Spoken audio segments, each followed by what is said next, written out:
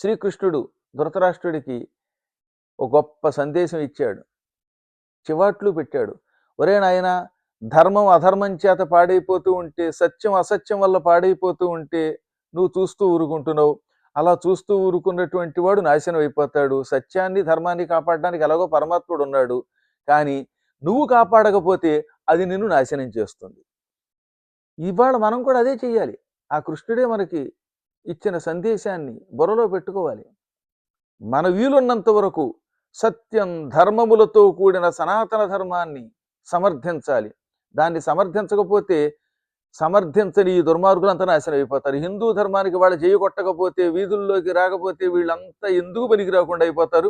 సత్యధర్మాన్ని రక్షించడానికి పరమాత్మ వస్తాడు. ఎలాగో ఎప్పుడెప్పుడు అధర్మం పెరిగినా అధర్మాన్ని నాశనం చేసి ధర్మ సంస్థాపన చేయడానికి నేను అవతరిస్తానని భగవద్గీతలో ఇచ్చిన మాట ఆయన నిలబెట్టుకుంటాడు. కానీ ఆ పని ముందు